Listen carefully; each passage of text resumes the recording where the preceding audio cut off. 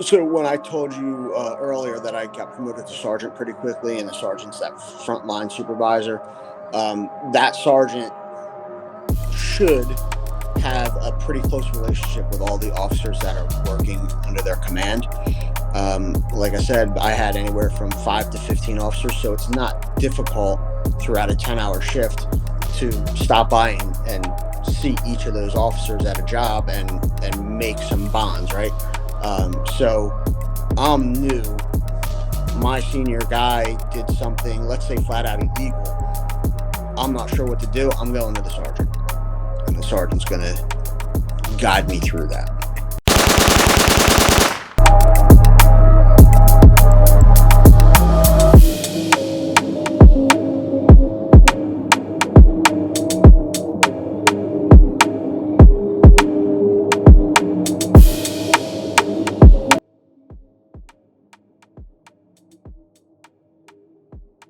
What I wanted to ask you is, and maybe you could take us back.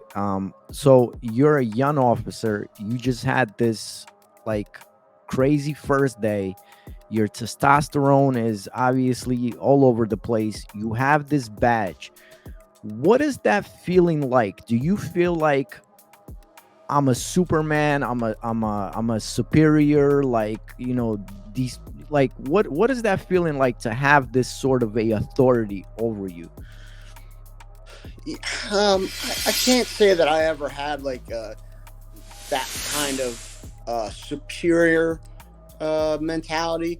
I mean, yeah, you realize you have a lot of power, but I never thought to myself like, oh man, I'm a cop. I can say and do whatever I want. Um, you could drive fast. I never got a speeding ticket once I became a cop, and I got stopped plenty of times for speeding.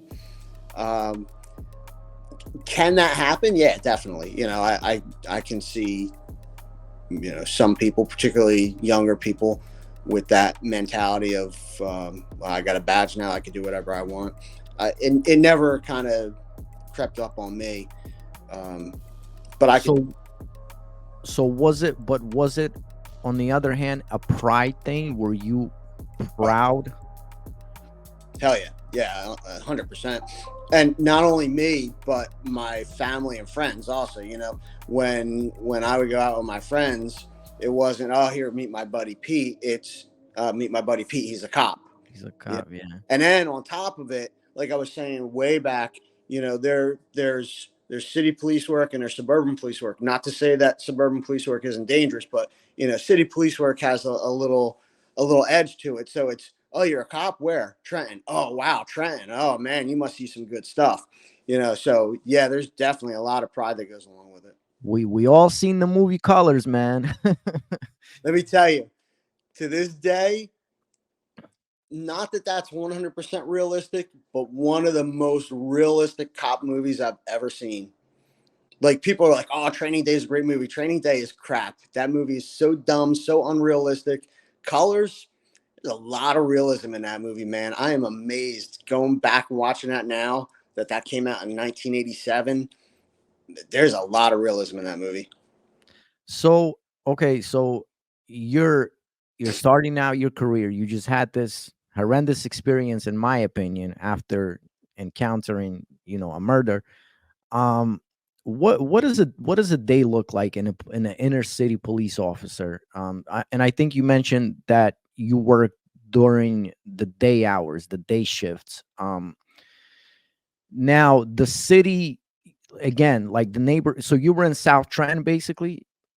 At that time, yeah. Okay, so the neighborhood was so, right? It wasn't dangerous. It wasn't. Yeah, it was getting worse. It was getting more dangerous. Okay. So what does your day look like? Do you just park some I as a citizen, I really I'm really interested, man. Do you just park somewhere and wait for someone to screw up? Like what does this look like? Uh, so I'll get to that in a second. But did you ever watch the TV show Cops? Oh, no, I That haven't, it, man. it's been on forever, right? I watched that for Oh, years. wait, you're Before I talking about was- you're talking about like the documentary, the cops where yeah, they yeah. show live thing. Oh Um, yeah, yeah, yeah. Of course, man. right. So everything on that show, I think I've probably encountered and seen. The problem with that show is They don't show the boredom. They don't show the hours of sitting there doing nothing. They don't show the hours of writing reports and following up, right? They just show the action. So, um, at that time, I'm working day shift, and I worked night shift and mid shift and everything throughout my career. But at that time, I'm working day shift, and from 7 a.m. until about 9 or 10 a.m., there's not a lot going on usually. You're driving in your designated area, kind of watching to see if there's anything unusual. You get an occasional phone call, but then when business is starting to open up, you start getting a bunch of burglar alarms, right? Because somebody forgot their Right. passcode or they didn't put it in right or whatever. So now you at like 9 o'clock, 10 o'clock, you're going to all these different businesses for burglar alarms just because they happen to open up and didn't hit the right code. Um, and then nothing for a couple hours, and then school lets out. And in Trenton, that's often an event because you have, for example, one high school for the whole city. So you have thousands and thousands of kids all coming out of the school at the same time. Um, and even if they're well behaved, which a lot of times they are, sometimes they aren't, you have traffic problems all over the place because you have all these thousands of kids pouring out. And the high school is bounded by roads that are very busy in the city. So, you have a lot of traffic issues there. Um, but to answer your question on, are you just waiting for somebody to do something wrong? Like a lot of times, yeah, right. Like you're going to drive your beat or your zone. Um, Sometimes you're going to sit in a higher crime area of your zone. We called it in Trenton an extra attention. So if I know that there's a lot of open air drug dealing on one particular corner, I'll park my police car right on that corner, my marked police car right on that corner, and it quiets it down for that half hour that I happen to be sitting there. Is it a solution to the problem? No, but for that half hour, it's not happening. And really, you're waiting for 911 calls when you're out patrolling, and doing that kind of thing. Somebody calls 911. Hey, my house just got broken into. My car just got stolen. My adult son is out of control, and I need him out of the house. And then in Trenton, the calls are given to the the officer who is assigned to that zone, right? So if a call comes into South Trenton and I'm working South Trenton, I'm the one who's going to get that call. They're not going to send somebody from West Trenton over to handle that call. Now, did you have a partner, like, or you by yourself? So it depends. There are a lot of two officer cars. There are some one officer cars. Once I got promoted to sergeant, lieutenant, captain, that's always by yourself. Okay, It's but initially, like at that beginning stages, did you have a partner? Yeah, so for the first year or so, you'll pretty much never not work with a partner. In my experience, an officer with a year or less on the job is kind of useless by themselves. And I don't mean that in a negative way. Mhm. They just don't have enough knowledge and experience to be able to handle the things that might come across by themselves. Right. So they're almost always with a partner for at least a year. And then after a year is when you can see the officers that you'd be comfortable assigning by themselves, or at least sometimes by themselves, and the officers that are like, nah, this person should be with a partner for a little while longer. So the partner that you had, was it someone higher ranked than you? Like, how does that work? Not higher ranked, more seniority. Okay.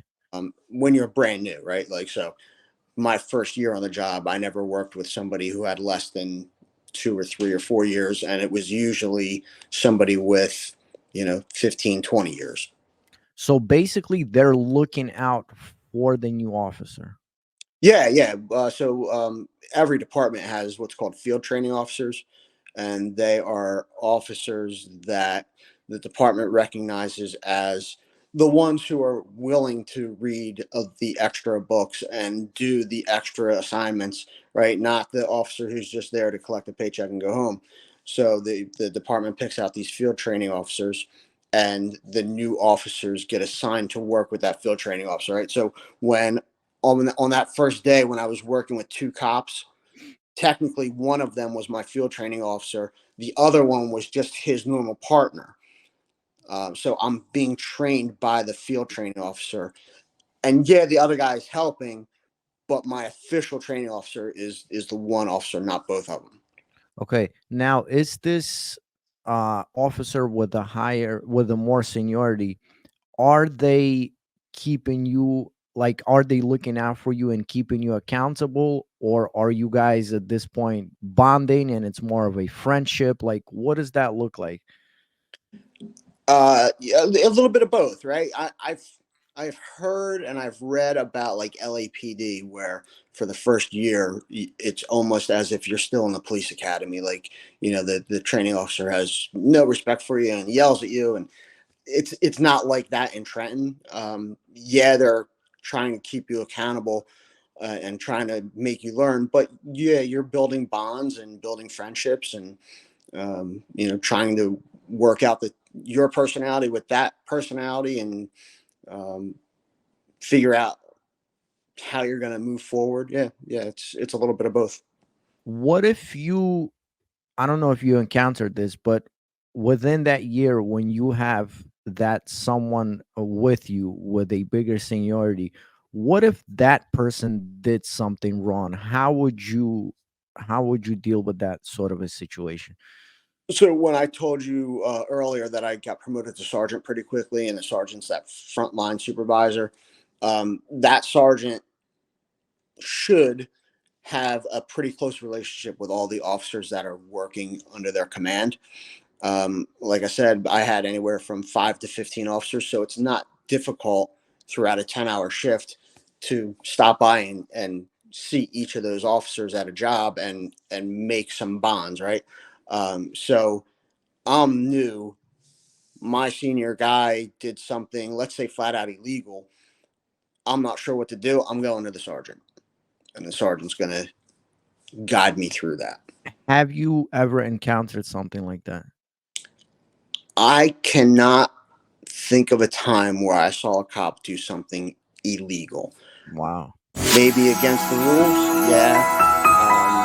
Maybe not the way I would have handled it from a human standpoint. Maybe like a little cold, or just like, man, that was kind of gross. Yeah, definitely.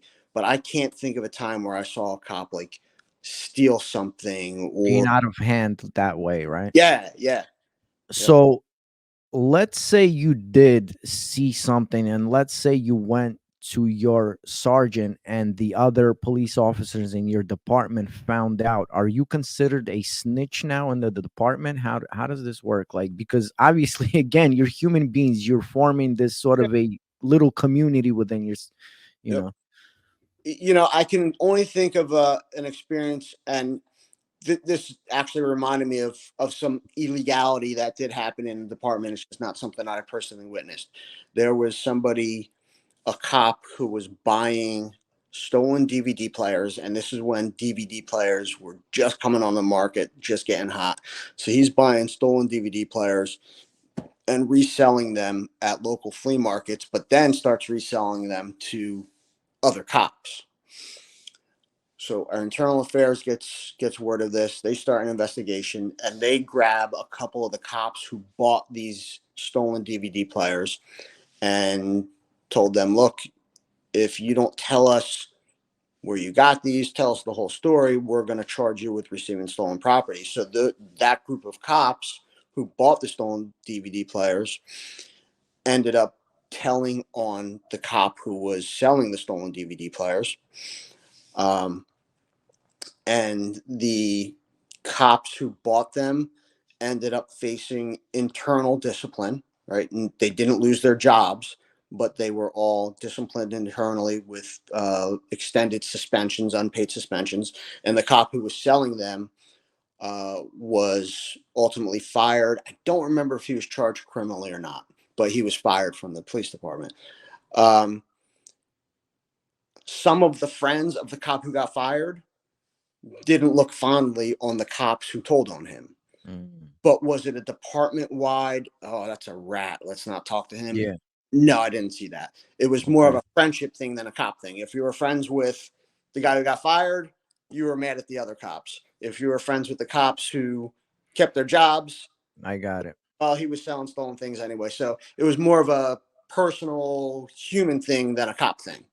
But as a whole, from what I understand, your department was pretty much responsible as far as being a righteous police officer, which is good to hear. Like you didn't have any bashing going on. If someone went and did the right thing and told, by the way, do you think that they did the right thing by confessing and everything? Yeah, I think they should never have bought the stolen DVD players. But once they did and they were confronted with it, then yeah, they did the right thing.